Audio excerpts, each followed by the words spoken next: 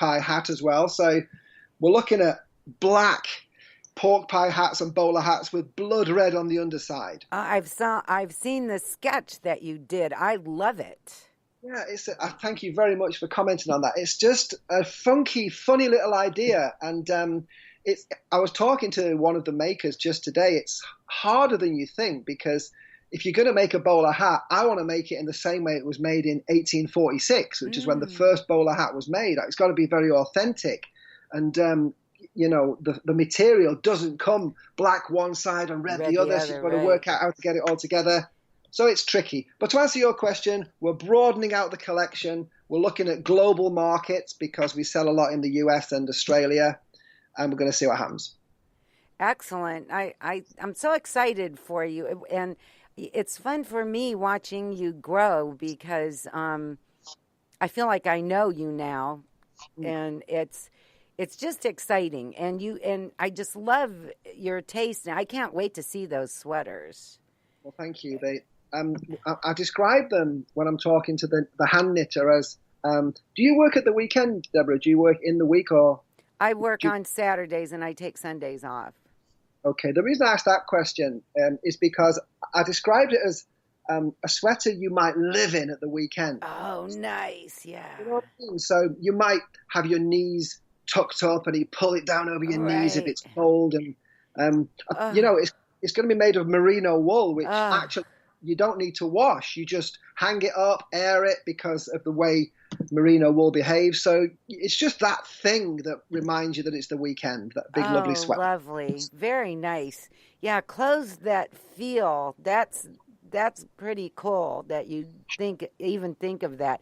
So what are bowler hats made out of? Felt? Yeah, it's different types of felt. One's called fur felt, which isn't actually fur. But it has, I know what you mean, it has a nap on it that if you brush one way, it goes one color. Yeah. Yeah, and then the maker was telling me all about the detail of it today, and I'm thinking, crikey, I didn't realize how much it was crazy, because I don't want to make something quickly and cheaply. It's done in a very authentic way. Can I ask your opinion on something? Have we got time? Yes, we have plenty of time. Okay, cool. So the idea we've got with these bowler hats is, and we'll probably do it with a few things, Deborah, is we may make only 6 or 12. And if they're going to be, let's say, I'm going to make a figure up, if they're going to be $300, so I'm talking about dollars now, if they're going to be $300 and they're going to be released on the 1st of June 2019, we may say, look, we're only making 12. If you want one, buy one now. It won't cost you $300. It'll cost you, let's say, $220.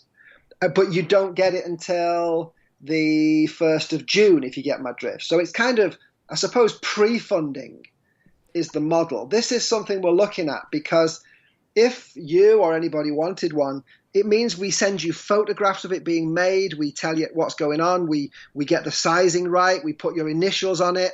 It weirdly costs you less because you've paid for it 4 or 5 months before you're going to get it. I just kind of, and I don't know if it's just me, I kind of I get bored easily. So seeing something and buying something, yeah, okay, that's cool. But not everything we do, but the these anticipation special ones, we might do that. What do you think? I think that's brilliant. I love that idea for so many reasons, because number one, it makes it really exclusive. And having something really exclusive that you're going to keep for a long time is paramount. I think that gives you more incentive to keep it, because they only made this many. This is the coolest thing I have, because there are only this many in the whole world. And I watched as it developed. I watched it be made. Yeah, to me, that's really good. But besides that, anticipation is cool. I mean, look at before Christmas, how you anticipate Christmas.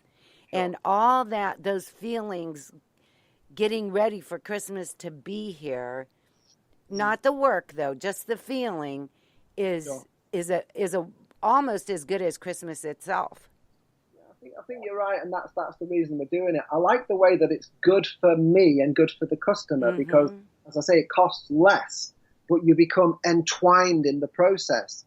And because we only make 6 or 12 at a time, we learn each time. So it doesn't mean that edition 1 is less good than edition 2, and edition 2 is less good than edition 3, but we adapt and grow and tweak them a little bit. So it sounds good. So we call them Always Wear Red editions. They're just these the editions ones. We're only going to do them in 6s and 12s, I think. Excellent. Very good idea. See, and that's a marketing ploy. It sets you aside from everybody else. Nobody else does that. You know what? It's nice that the term marketing ploy is often used. This is not a reflection on you, of course. It's the as a derogatory thing, but I think it has to be good for the customer and good for the brand. Because, for example, we don't have, sometimes if they say, oh, there's a sale on, I think sales make people buy things that they don't really want with money that they don't really have. So what we do, if there's things that we want to make room, we have a little archive. So we push them into the archive, we reduce the price, and we just leave them there. We don't say we're going to take them out of sale in a week or a month. We just say, look, they're going to stay at this lower price forever because we've archived them. I'm just saying that because, to repeat about marketing, I think it has to be good for the customer and good for the brand. Right. And marketing ploy, to me, I don't mean it ever in a derogatory way, because I have to think of something, and I do my own marketing as well. I have to think of something that's going to attract my ideal client. And so it's a win-win for everybody, because if I'm not producing content that is not attracting who I want to work with or who I'm best suited to work with, then why bother? Sure, I get it. And that's your perfect client. It is. I think, as we've both said in this, it makes the relationship last longer as well. So they're going to watch for everything that comes out from you. Sure. They're going to look. Yeah, very good. So, what in closing, I'm going to ask you, we're not wrapping it up quite yet, but I have some questions to ask you. If you were to go shopping today and you needed something that you don't make, a pair of pants, what would you look for in that pair of pants? It would come back to purpose again. So Red Wing boots, we'll have heard of them, perhaps. Yes. And Patagonia, what Patagonia are doing. I've not suddenly become, only wanting things that are being kind to the planet, etc. But it's certainly higher on my list now. Not just because I've got older and become a dad, but to answer your question, we have to be very careful. In the paper this week, the Spice Girls, you know of the Spice Girls across there, I assume, do you? Yes. The Spice Girls. But the Spice Girls are touring again. And did you hear the little story about the Spice Girls T-shirts? No, do tell. Okay, the short story is this. The Spice Girl T-shirts, which are all about empowering women, and there's a little hashtag on there. I can't remember what it is. Actually, I can. It's I want to be a Spice Girl. It's a white T-shirt. It's printed. I think they cost 19 British pounds, and around 11 British pounds goes to a charity across here. Nice. That all sounds amazing until you find out that they were made for 35 pence each in terrible conditions in, I think, India or Bangladesh. So this leads me on to, I'm going to mention something that you and I as consumers and all your 50 million listeners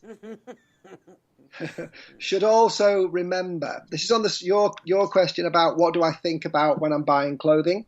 A lot of people wonder why something's so expensive.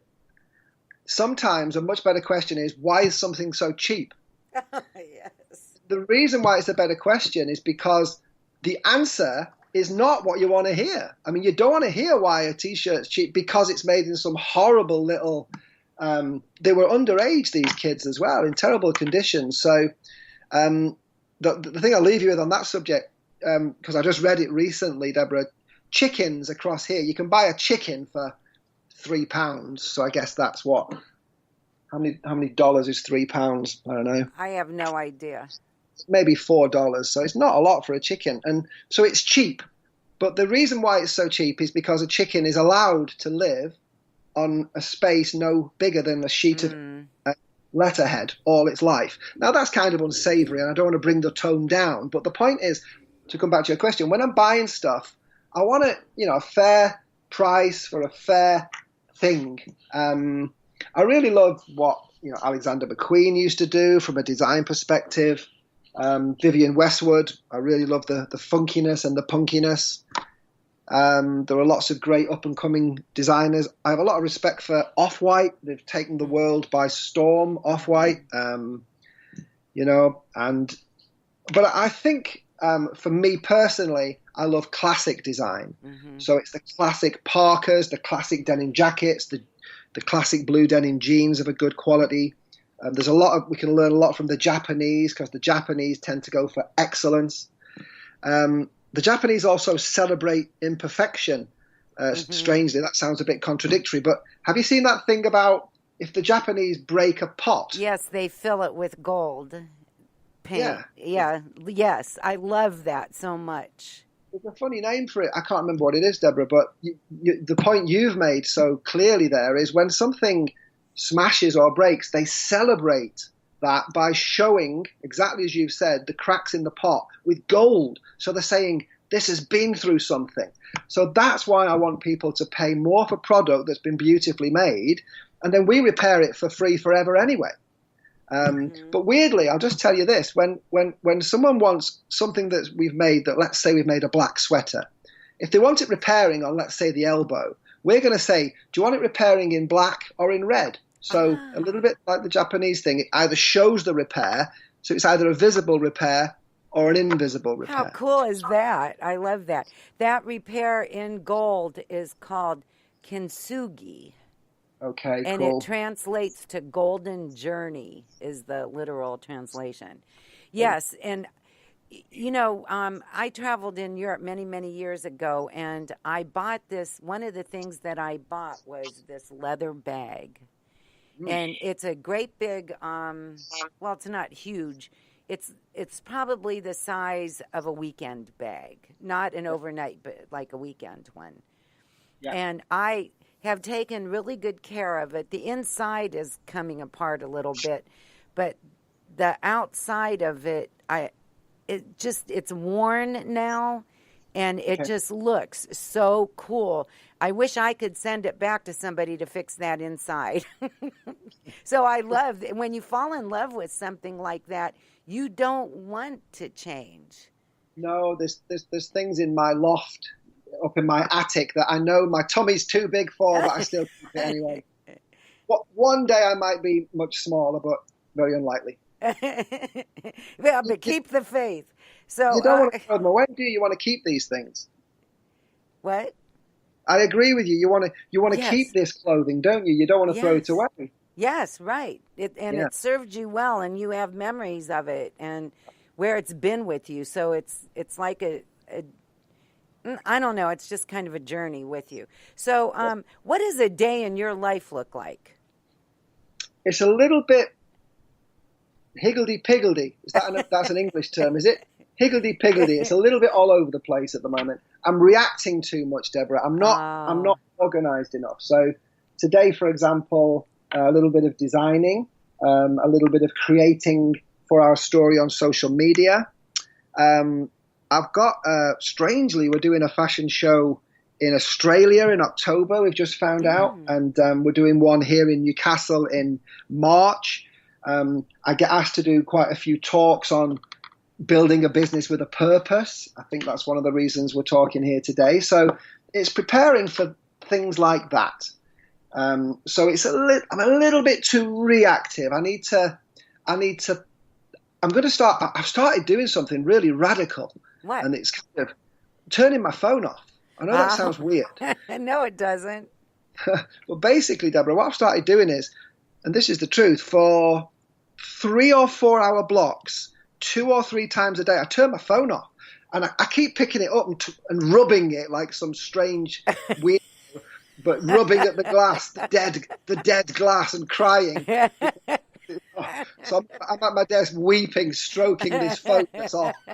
But the reason I do that is because I should be more mature at my age, but if I'm doing something I don't like, I just go, oh, I'll